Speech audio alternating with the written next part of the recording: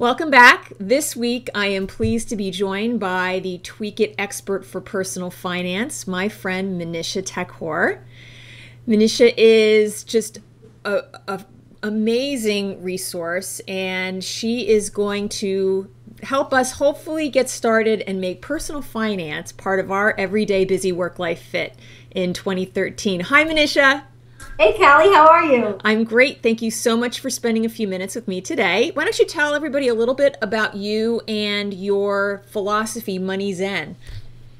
Sure. So after 20 plus years working in the traditional Wall Street world, I decided I wanted to do something a little different. And so I've recently launched my own wealth management firm. It's called MoneyZen Wealth Management. And the overarching principle is when you simplify your finances, you simplify your life. And while I work in my day job with high net worth individuals, I also do a fair amount of financial education and blogging and writing to help everybody, no matter what your income or asset level, find a place of financial well-being by stripping away the noise so you can focus on the essentials when it comes to your personal finances. Oh, we all need that. And so why is it that we need to make personal finance, to your point, strip it away, make it part of our everyday? Because sometimes, at least for me, and I'm going to get to this in a minute, because if you were to look at my tweaks of the week for the last 2 weeks, personal finance has been part of those tweaks, and I have not gotten them done for a variety of reasons.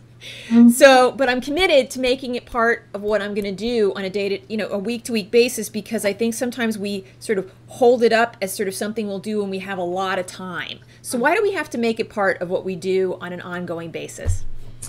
So money is one of those things, just like eating or your spirituality or your exercise, that flows through every single day of your life, consciously or subconsciously. I like to tell people, as base as it sounds, if you brushed your teeth this morning or you used toilet paper, money was flowing through your life because it was money that helped bring those objects into your morning routine. And so money is this thing that oftentimes we don't give attention to. And if you think about it, if there were any other element that were such an integral part of your daily life that you routinely ignored, would you be surprised if it ended up having problems? Yet that's exactly what so many of us have ended up having happened with our personal finances. You are so very right. And it's funny, what is the roadblock? Like, what is it that gets us stuck? Because I think for me, and I'm going to test this with you because I really am committed to this week, the two things I've wanted to do, I did do one. I finally picked a financial software. So we keep bouncing around. My husband and I just keep picking and then not really sticking with it. So we picked one, and now I have to load everything in. So I was going to load everything in and get it set up.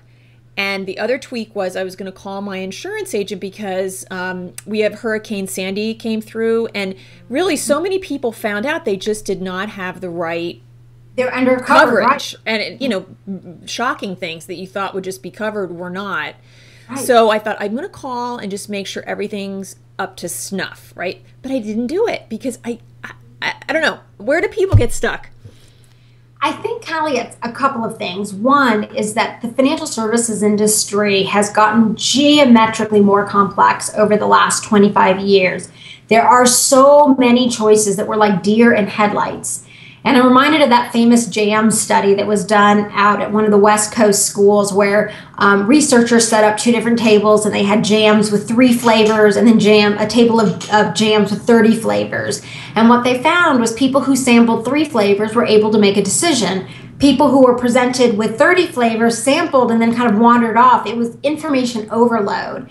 And I think when it comes to personal finance, most of us aren't taking action, not because we don't want to. We're really not sure where to start, and it's exhausting to figure out what is the small tweak it step we could do.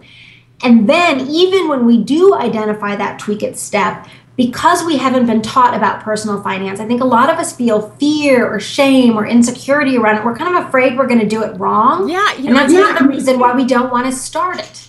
I think that is really true. It's interesting. I'm afraid I'm going to load it all in wrong. Like, I'm afraid I'm going to get the wrong links. I'm not going to know exactly which accounts to put in. I'm going to forget something.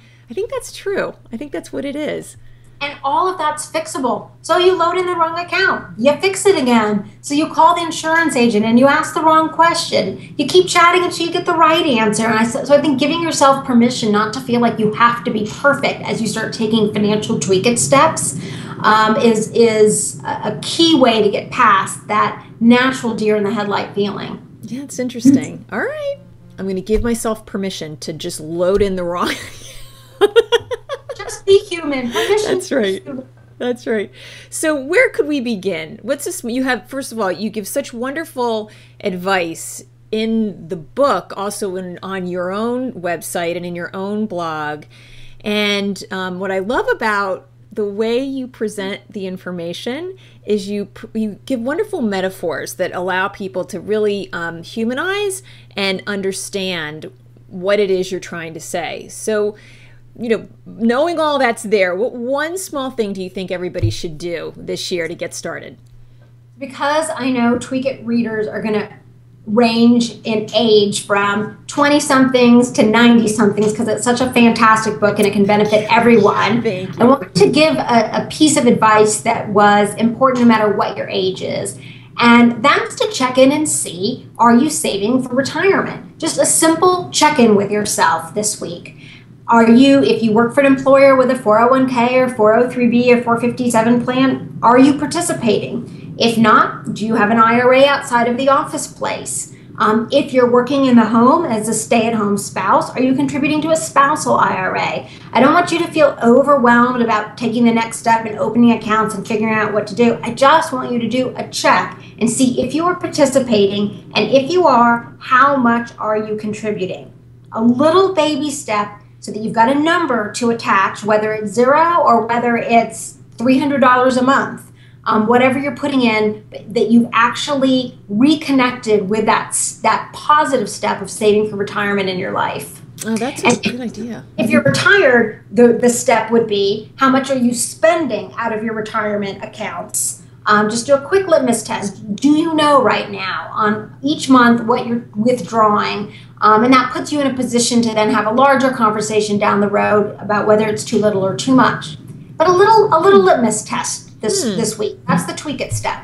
I like that. So this week you're going to check to see if you're contributing to your retirement accounts and how much are you contributing. I like that. That's good. All right. So I'm going to add that to my list. We will do that this week.